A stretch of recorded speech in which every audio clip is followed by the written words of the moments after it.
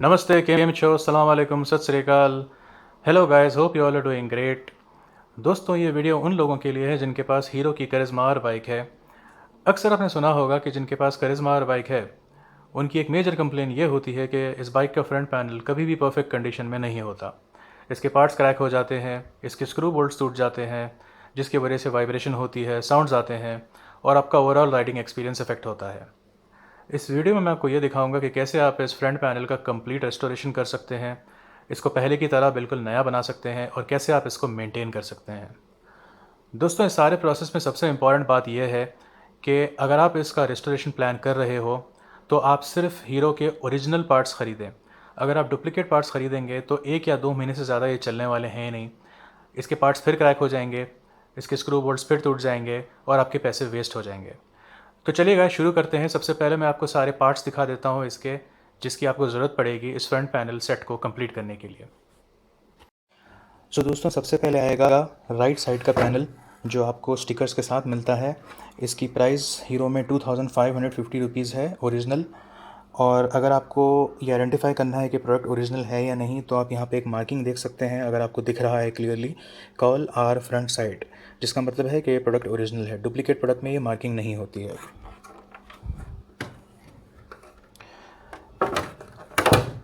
ऐसे ही आपको लेफ़्ट साइड का पैनल मिलेगा, अगेन स्टिकर्स के साथ, और इसकी भी प्राइस हीरो में होगी 2550 रुपीज़। और यहाँ पे भी आप देख सकते हैं कि ओरिजिनल आइडेंटिफिकेशन की मार्किंग होगी। थोड़ा सा लाइट है लेकिन आप देख सकते हैं कि यहाँ पे लिखा हुआ है कॉल लेफ़्ट फ्रंट साइड, जिसका मतलब है कि प्रोडक्ट ओरिजिनल है।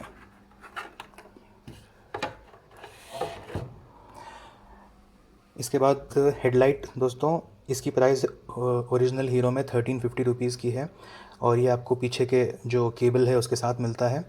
और दोस्तों, इसमें मैं रिकमेंड करूँगा कि अगर आप बल्ब, अपना स्टॉक बल्ब चेंज करना चाह रहे हो तो बेस्ट बल्ब जो है ज़ेनॉन बल्ब हीरो करिश्मा के लिए, वो मेरे ओपिनियन में है निकावी का। 860 रुपीज़ में आपको अमेज़न पे मिल जाएगा। वो अगर आप इसके साथ लगाएंगे तो बहुत अच्छा लगेगा। फिर उसके बाद दोस्तों, ये जो दो पैनल्स होते हैं जो हमारे फ्रंट पैनल्स के अंदर लगते हैं, इन फ्रंट पैनल्स के अंदर लगते हैं, ऐसे दो पैनल्स आपको लगेंगे। ये आप अगर चाहें तो अपने पुराने पैनल से निकाल कर रीयूज़ कर सकते हैं, लेकिन अगर आप अलग से ख़रीदना चाहें तो ये भी आपको 240 या 250 रुपीज़ में बाहर मिल जाएंगे। फिर उसके बाद ये सेंटर पैनल होगा जिसे हम सेंटर कॉल कहते हैं। ये ओरिजिनल आपको 350 रुपीज़ में मिलेगा हीरो में। और इसका अगर आपको आइडेंटिफिकेशन करना है कि ओरिजिनल है या डुप्लीकेट, तो ओरिजिनल प्रोडक्ट में इसका कलर पीछे से या तो डार्क ग्रीन होगा या डार्क ग्रे होगा। डुप्लीकेट में इसका कलर पीछे से यूजुअली ब्लैक होता है।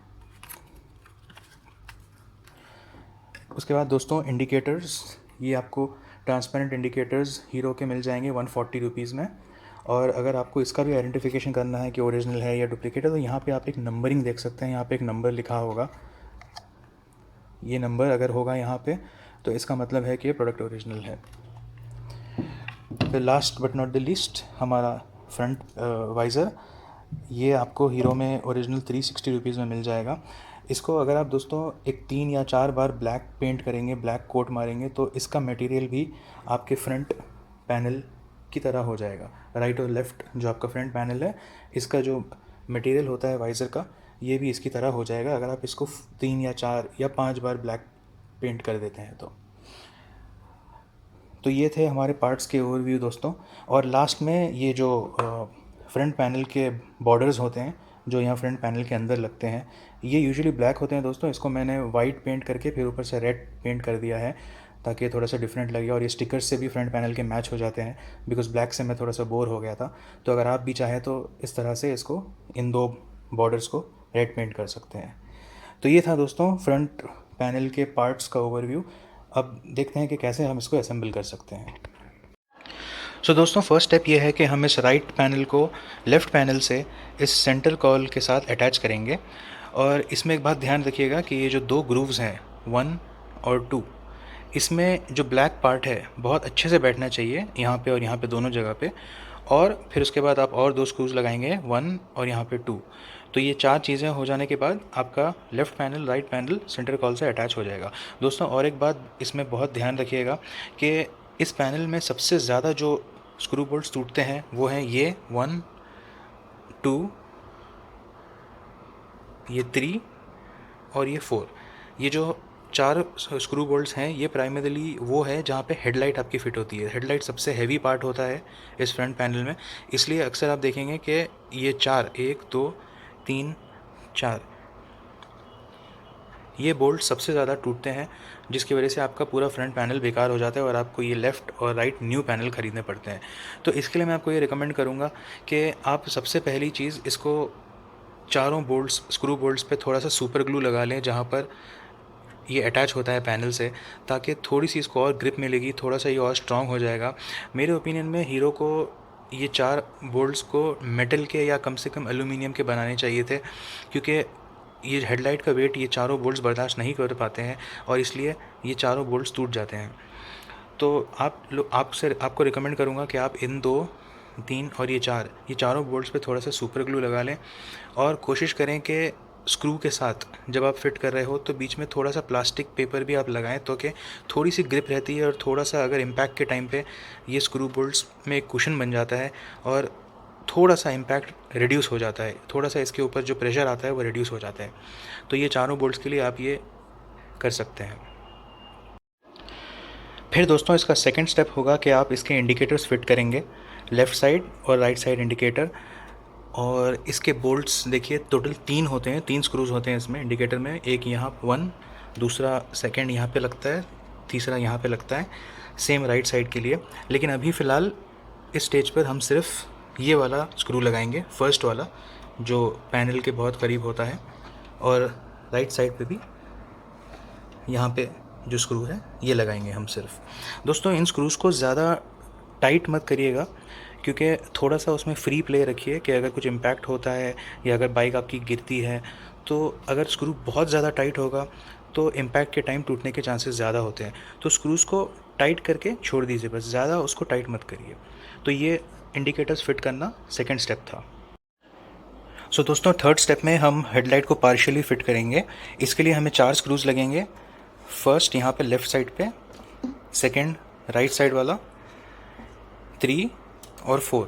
ये 4 स्क्रूज़ हम अभी लगाएंगे सिर्फ अपर साइड के लिए, हेडलाइट को फिट करने के लिए। और दोस्तों एक बात का ध्यान रखिएगा कि जब आप हेडलाइट को फिट कर रहे हो इन ऊपर के 4 स्क्रूज़ में, तो किसी भी एक स्क्रू पे हेडलाइट का वेट पड़ने ना दें। आप थोड़ा सा अपने हाथ से हेडलाइट को ऐसे सपोर्ट करिए, वरना अगर आप फिट करने के टाइम पे हेडलाइट को राइट लेफ़्ट होने देंगे तो ये बोल्ट टूट सकता है या ये बोल्ट भी टूट सकता है।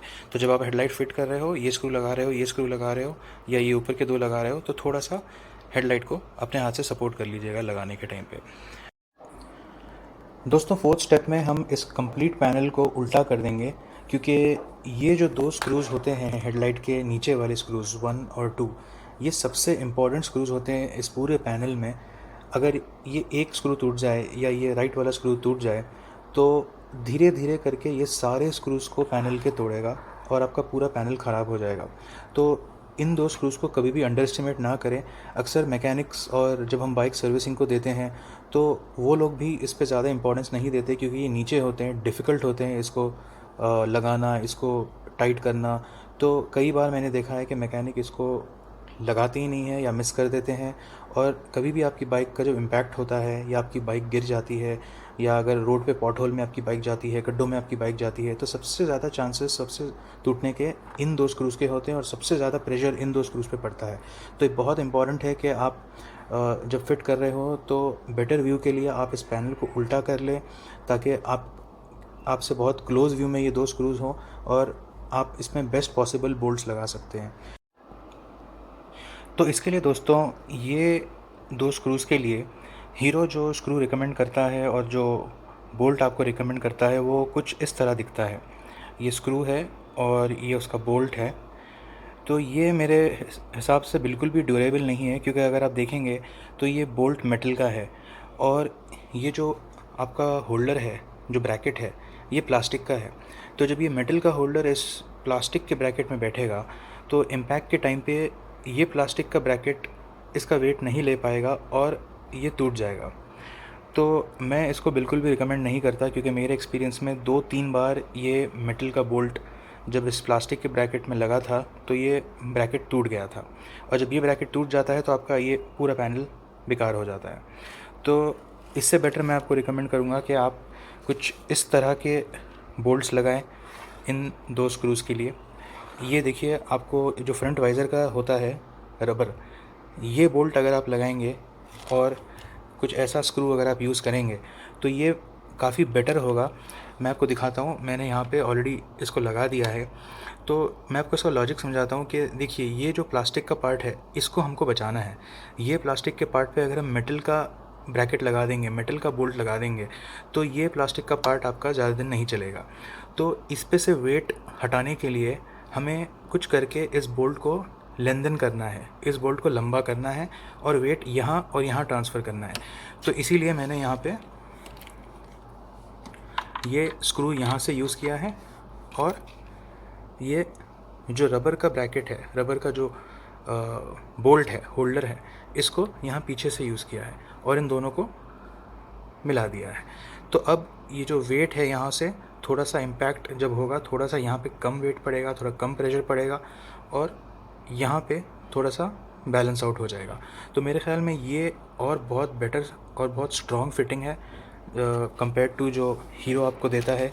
ये बोल्ट लगाने की जो रिकमेंडेशन हीरो देता है, इससे बेटर मुझे लगता है ये कॉम्बिनेशन है। और आप इसको टेस्ट भी कर सकते हैं, अगर आपको एक आइडिया हो जाएगा कि अगर हम इसको हिलाने की कोशिश करेंगे तो देखिए आप, ये बिल्कुल टाइट लगा हुआ है और ये बिल्कुल भी हिलेगा नहीं। तो यहाँ पे रबर का बोल्ट लगा लीजिए और यहाँ पे स्क्रू लगा के आप इन 2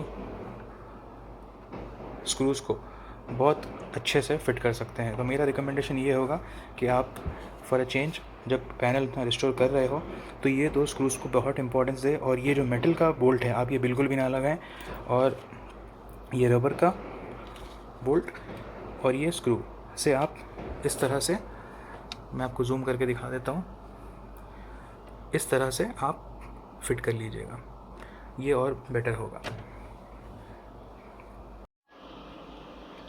दोस्तों नेक्स्ट हम ये इनसाइड सपोर्ट पैनल्स फिट करेंगे, लेफ़्ट साइड और राइट साइड। ये जो अंदर के पैनल्स होते हैं जो मैंने आपको पहले दिखाया था, ये 2 पैनल्स हम इनको फिट करेंगे। 5 स्क्रूज़ लगेंगे इस पैनल के लिए और 5 स्क्रूज़ लगेंगे इस पैनल के लिए। और दोस्तों इसमें एक बात नोट कीजिएगा कि सबसे इम्पॉर्टेंट 2 स्क्रूज़ इसमें होते हैं वो ये होते हैं, फर्स्ट 2 स्क्रूज़ 1 और 2, यहाँ पे 1 और 2, क्योंकि इन दोनों स्क्रूज से इंडिकेटर के स्क्रूज़ सपोर्ट होते हैं। ये 2 स्क्रू जब आप लगाएंगे तभी आपका इंडिकेटर सिक्योर होगा, तभी आपका इंडिकेटर परफेक्ट फिट होगा। अगर ये 2 स्क्रूज़ आपके नहीं लगेंगे या लूज़ लगेंगे या सही से नहीं लगेंगे तो आपका इंडिकेटर हमेशा वाइब्रेट करेगा और धीरे धीरे ये पीछे के स्क्रूज़ भी टूटना स्टार्ट हो जाएंगे। तो 5 स्क्रूज़ यहाँ पे, 5 स्क्रूज़ यहाँ पे आपको लगाना है, और ये फर्स्ट 2 स्क्रूज़ पे आपको थोड़ा सा एक्स्ट्रा ध्यान देना है कि ये 2 और ये 2, 4 स्क्रूज़ की फ़िटिंग सही से हुई है नहीं। दोस्तों लास्ट में हमें इसका फ्रंट वाइज़र फिट करना है, जो कि मैंने लगा दिया है। इसके लिए आपको 5 स्क्रूज़ लगेंगे टोटल। इसके स्क्रूज़ कुछ इस तरह के होते हैं, ये रबर का बोल्ट होता है और मेटल का स्क्रू होता है। और कोशिश करिएगा कि आप इन स्क्रूज़ को टाइट करें, ज़्यादा से ज़्यादा टाइट करें, क्योंकि जब बाइक चलती है तो सबसे ज़्यादा वाइब्रेशन इस फ्रंट वाइज़र में ही होता है। तो इस स्क्रूज़ को जितना हो सके उतना आप टाइट कर दीजिए। और ये लास्ट में ये बॉर्डर पैनल्स भी मैंने लगा दिए हैं जिनको मैंने रेड पेंट किया था। यहाँ पे इसके लिए भी आपको 2 स्क्रूज़ लगेंगे, 2 इधर 2 इधर, टोटल 4। तो इसके साथ हमारा फ्रंट पैनल बिल्कुल कंप्लीट हो चुका है, सारे स्क्रूज़ लग चुके हैं, ये पहले की तरह बिल्कुल नया हो चुका है। और अब आपको सिर्फ इसको ले जाकर अपनी बाइक में फ़िट करना है। इसके लिए आपको 2 स्क्रू यहाँ और यहाँ लगाने पड़ेंगे, और ये जो ग्रूव्स होते हैं ये आपकी बाइक में फ़िट होंगे, और ये नीचे के 2 बोल्ट्स होते हैं ये भी आपको फ़िट करने पड़ेंगे। तो आपका फ्रंट पैनल बाइक को सिक्योरली अटैच हो जाएगा। दोस्तों सबसे इम्पॉर्टेंट बात मैं आपसे कहना चाहूँगा वो ये है कि सिर्फ़ ये पार्ट्स ख़रीद कर इस फ्रंट पैनल को रिस्टोर करना काफ़ी नहीं है, इसका मेंटेनेंस बहुत ज़्यादा ज़रूरी है। तो जैसे कि अगर आप अपनी बाइक सर्विसिंग के लिए देते हो, या अगर किसी मैकेनिक के पास देते हो, या अपनी बाइक किसी काम के लिए छोड़ते हो, पेंटिंग वर्क के लिए या किसी भी काम के लिए अपनी बाइक बाहर छोड़ते हो, तो मैं रिकमेंड करूँगा कि आप इस पूरे फ्रंट पैनल को इन 2 स्क्रूज़ से और ये नीचे के बोल्ट से खोल कर अलग कर लें और अपने घर में रख लें। और बाइक अपने काम के लिए दे दें, और वापस जब आपकी बाइक आ जाती है तो उसके बाद आप इस पैनल को फिर से फिट कर लें। क्योंकि अक्सर क्या होता है, मैकेनिक्स जब इस पैनल को हैंडल करते हैं या सर्विस सेंटर वाले इस पैनल को हैंडल करते हैं या कोई बाहर वाला इस पैनल को हैंडल करता है, तो ज़रूरी नहीं है कि वो इस स्क्रूज़ को वापस लगाएंगे या उस तरीके से अच्छी फ़िटिंग करेंगे जैसे आपने किया था। और हो सकता है कि काम करने के दौरान ये पार्ट्स डैमेज हो जाएँ, क्रैक्स हो जाएँ, उनकी हैंडलिंग अलग होगी। तो इसलिए मैं हमेशा रिकमेंड करूँगा मेंटेनेंस एस्पेक्ट से कि आप कभी भी अगर अपनी बाइक किसी काम के लिए दे रहे हो या बाहर सर्विस सेंटर में छोड़ रहे हो या किसी मैकेनिक को दे रहे हो, तो बाइक वहाँ ले जाने से पहले आप ये फ्रंट पैनल को खोल के अलग से घर में रख लीजिएगा और बाइक का काम करवा के वापस लाइएगा। दूसरी चीज़ दोस्तों, ये बहुत ज़रूरी है कि आप रेगुलरली इस फ्रंट पैनल को इंस्पेक्ट करते रहें कि कहीं कोई स्क्रू गिर गया है क्या, कहीं कोई स्क्रू टूट गया है क्या। मैं रिकमेंड करूँगा कि आप एवरी वीक ये काम करें, ताकि अगर एक भी स्क्रू मिसिंग है या एक भी स्क्रू टूटा हुआ है या एक भी पार्ट क्रैक्ड है, तो आप जल्दी से उसको स्पॉट कर सकते हैं, इससे पहले कि वो सारे स्क्रूज़ को, सारे बोल्ट्स को तोड़ें और आपका सारा पैनल डैमेज हो जाए। आप उस डैमेज को लिमिट कर सकते हैं। तो नंबर 1, इस पैनल को निकाल के अलग से रख लीजिएगा अगर आप अपनी बाइक काम के लिए दे रहे हैं। और नंबर 2, आप रेगुलरली इसको मॉनिटर करते हैं एवरी वीक कि कहीं कुछ क्रैक तो नहीं आ गया, कहीं कोई स्क्रू तो नहीं गिर गया। इससे आप इस फ्रंट पैनल को लॉन्ग टर्म मेंटेन कर सकते हैं और ओरिजिनल कंडीशन में, न्यू कंडीशन में रख सकते हैं। So that's it guys. I hope आपको ये वीडियो पसंद आए, आई होप आपको ये वीडियो हेल्पफुल रही है, और आई होप आपको पार्ट्स के ताल्लुक़ से बहुत इन्फॉर्मेशन मिली हो। अगर आपको कोई भी क्वेश्चन हो, अगर आपको कोई भी क्वेरी हो इस फ्रंट पैनल को लेके या करिश्मा R बाइक को लेके, तो प्लीज़ कमेंट सेक्शन में मुझसे ज़रूर पूछिएगा। मैं कोशिश करूँगा कि मैं आपके क्वेश्चन आंसर करूँ। Thank you guys, thank you so much.